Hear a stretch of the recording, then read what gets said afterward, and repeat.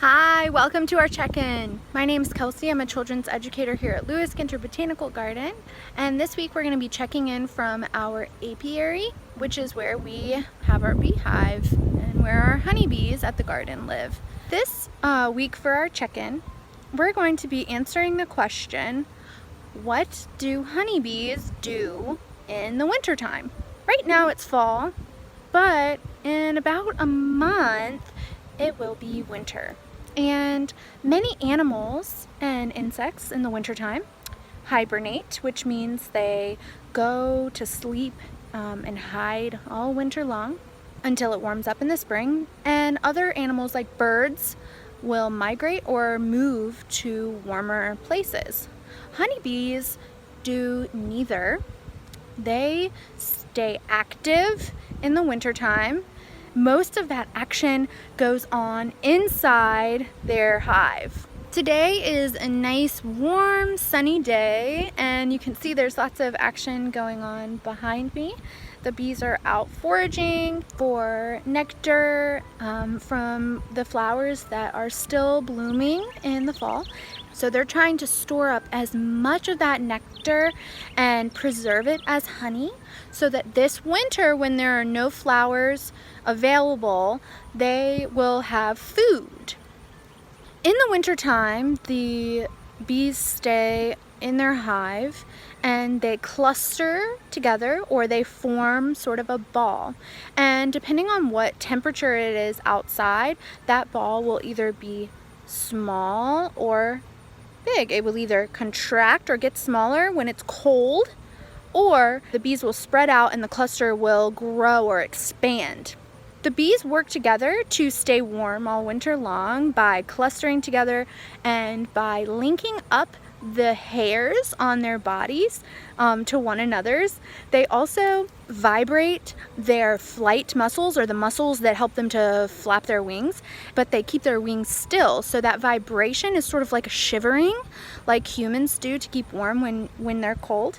And that shivering will actually help to heat up the hive. They can heat up the hive up to 95 degrees in the dead of winter time so that they can stay warm.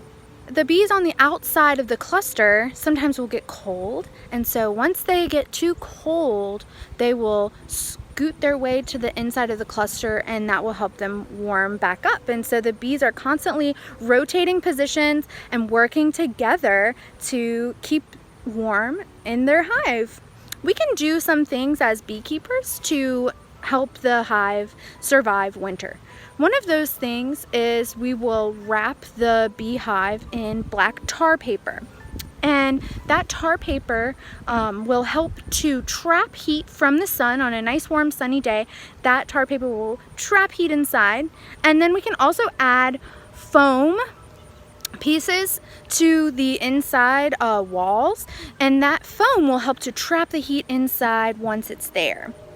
Also, we can add leaves or bits of dried wood chips in the top of the hive to help absorb some of that moisture that's in the hive.